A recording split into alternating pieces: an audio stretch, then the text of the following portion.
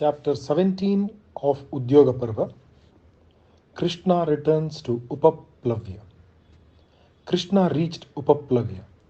He spent a few moments with the Pandavas and then went to his own apartments. He had to rest for a few hours. When the sun, when the sun had set, he went to the Pandavas. Everyone was waiting for his report about the happenings at Hastinapura. Yudhishthira, after honoring him and making him comfortable, said, Krishna, we are waiting to hear about the happenings at the court of Dhritarashtra. From the expression on your face, I can guess it, but I want you to tell us all the details of your embassy. Krishna said, I was at the court of Dhritarashtra. I tried so hard to persuade Duryodhana to be sensible, but all my attempts were futile. Yudhishthira, I have come back without achieving what I have hoped to achieve. I am sorry. Your dream and mine have not been realized. You will have to fight. Yudhishthira, please justify your name. It is necessary to be firm now that war has become inevitable. Yudhishthira's face was downcast. A look of pain and despair crossed his face. A moment later, he said, Tell me everything, Krishna, everything. Krishna said, Listen to me, all of you. I was taken to the great council hall. I saw all the Kuru elders waiting to hear me. I saw the sages Narada and all the others waiting to hear me speak. He told them everything that had happened in the court of Dhritarashtra. He told them the words spoken by Dhritarashtra, Bhishma, and Drona, and Vidura. He told them about his pleadings with the king first, and then he told them about the coming of Gandhari. He told them about his pleading with the king first and then with Duryodhana.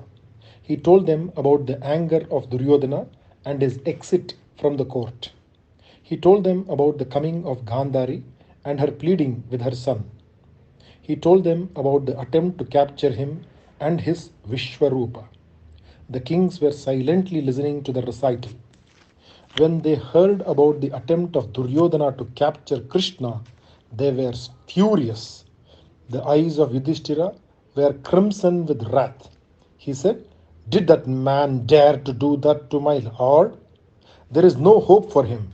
I have made up my mind. I am firm. My days of forgiveness are over. I have decided on war. It is not necessary to hear anything more. I am going to fight. It will be a war which has not been equaled so far by any other war. Krishna, the earth, you once said, is thirsty for the blood of these sinners, nay, these terrible beasts. I cannot wait. Let us begin the war at once. Immediately, at this instant. I cannot wait a moment more. Bhima was thrilled to hear the words of his dear brother. He rushed to Yudhishthira and embraced him wildly. He threw his mace up into the air and shouted, War! War! Nothing can prevent the war anymore. No one can save the sons of the old king from my fury. Arjuna, the blood of Radeya will be reddening the sands of Kurukshetra very soon. Sahadeva, I will see you kill that hated Shakuni. Krishna, I feel as though I have drunk the wine of the gods. I am so happy. Krishna smiled at the excitement of Bhima. He said, I left for Upaplavya. Duryodhana has already ordered his troops to proceed towards Kurukshetra. When man is prodded by the whip of fate, he hurries to his death as fast as he can. Duryodhana is planning to ask the great war veteran Bhishma to be his commander-in-chief. I am sure you will have to fight the Kuru hero first. He is too well known to you. I do not have to tell you what a strong opponent we have, even at the beginning.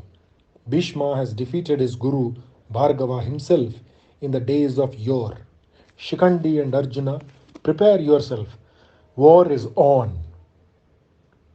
Yudhishthira got up and addressed all the kings who had come to help him. He said, "You have all heard the words of my lord. You have all seen my attempts at peace.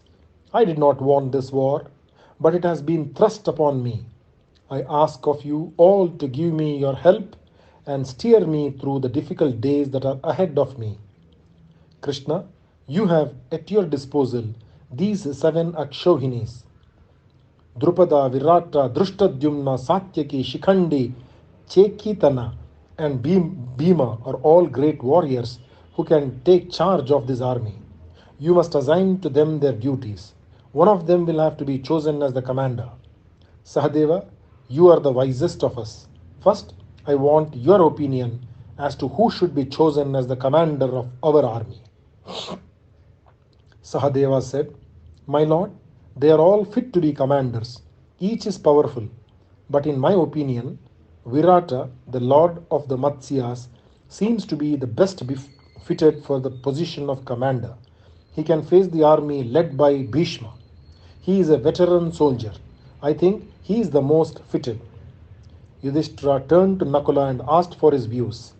Nakula said, "I feel that the most suitable person is our Drupada, the king of Panchalas. He has learnt archery from the great Angirasa. He has always been vying with our Acharya Drona. He has performed terrible penances. He is a great fighter. There is no doubt that he will be able to withstand the Kaurava army led by Bhishma. Yes, Drupada is the best." After listening to his two young brothers, Yudhishthira turned his eyes towards Arjuna.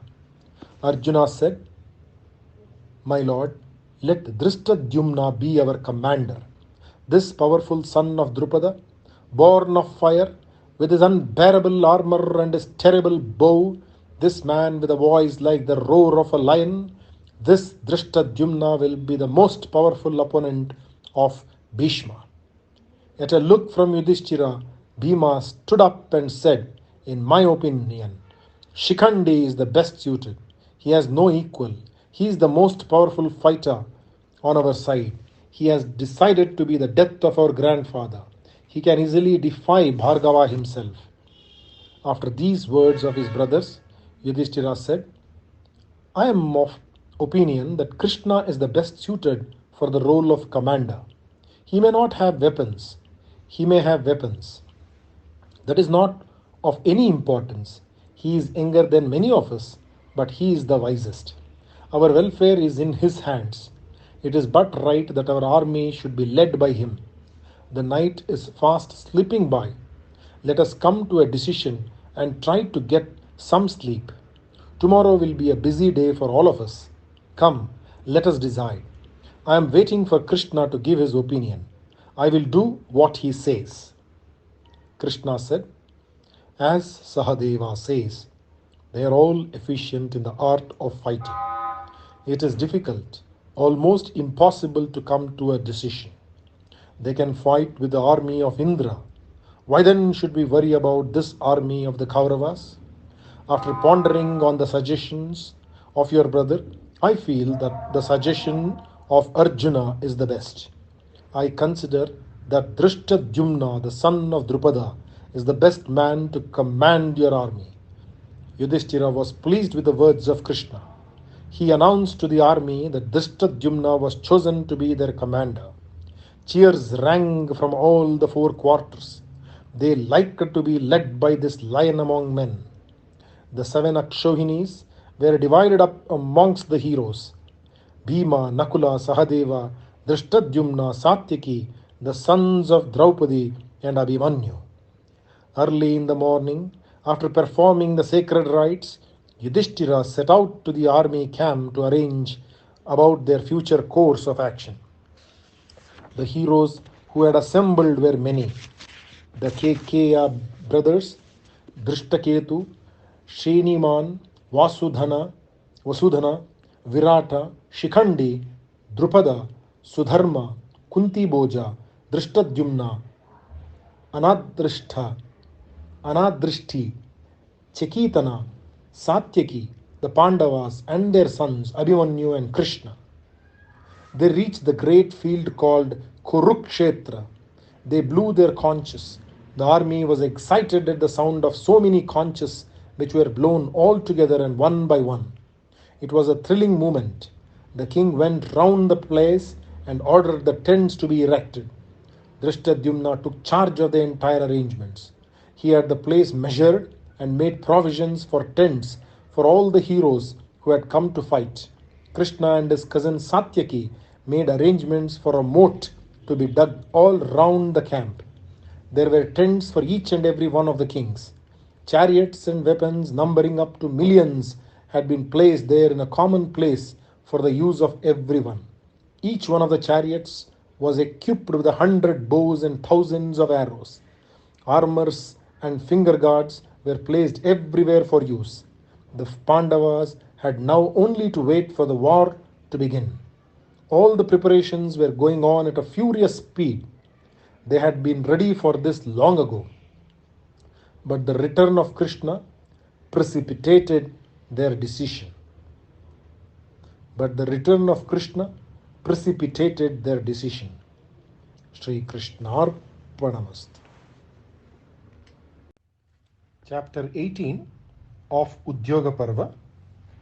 Bhishma, the commander of the Kaurava army. As soon as Krishna left the court, Duryodhana told his friends and his brothers, Krishna is returning to Yudhishthira without being able to achieve what he came from. He is very angry with me. He is sure to incite the Pandavas to fight against me. Bhima and Arjuna are already eager for war. Yudhishthira will listen to the words of Krishna and of course Bhima and Arjuna. They have been ill-treated by me for the last so many years. They now have with them Virata and Drupada. They are friends with the Pandavas for two reasons. They are related to them and they have also been harassed by me in the past. They will all be looking forward to this war. Dushasana, Radeya, please hurry and make all preparations for war immediately. Please let it be announced to the troops that they are to march out of Hastinapura tomorrow. The next morning, the Kaurava army began its march towards Kurukshetra. The long night was over. Early in the morning, Duryodhana went to inspect the army. He had so many friends who had come to his side to die for him. There were Kripa, Drona, Shalya, Jayadratha, Sudhakshina, Kritavarma, Ashwathama, Radeya, Bhurishravas, Shakuni, Bahlika, and Somadatta. These were the heroes who had been appointed to lead each Akshauhini. It was a magnificent array. In the midst of the kings who had assembled, Duryodhana approached Bhishma. He went and stood before him with his palms folded. After saluting him, he said, Look, my lord, on this army wending its way to Kurukshetra, like a huge line of ants. This army needs a capable commander. How can I ever dream of another commander when I have you to fight for me? You must guide this entire army. I depend on you to see us through this great war. I fall at your feet in all humility. If you become the commander of my army, I have nothing to fear. Please accept the commandership.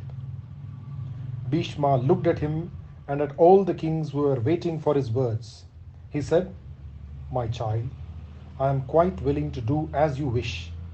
But I must tell you this. The Pandavas are as dear to me as you are. I will not try to kill the sons of Pandu. I will, however, fight to the best of my ability. I will destroy the Pandava army at the rate of 10,000 a day. There is no one to equal me in this entire world except Arjuna. He is far superior to me. He is the one man who can defeat me or kill me. There is also another condition of mine which you have to fulfill if you want me to command your army. I will fight or your Radheya must fight. I will fight or your Radheya must fight. He and I do not get on with each other. I am sorry to say it, but I want to avoid further unpleasantness. Duryodhana did not know what to do or what to say. It was not the court where he could get offended and walk away. He had to be silent. Neither could he bear the insult offered to his dearest friend. He stood silent. Radeya saved the situation for him. He smiled at his dear friend. He said, Duryodhana, please do not be upset. I am not offended. Not in the least. On the other hand, I am very happy. I promise you, I will not fight as long as this Bhishma is alive. When he is killed, I will enter the battlefield and fight for you. I will have the pleasure of killing Arjuna since your grandfather has decided not to kill, rather not to hurt any of the Pandavas. Bhishma was given the coronation bath, and in the midst of great celebration, he was crowned the commander of the Kaurava army. The army began its march towards Kurukshetra. Shri Krishnarpanamastu.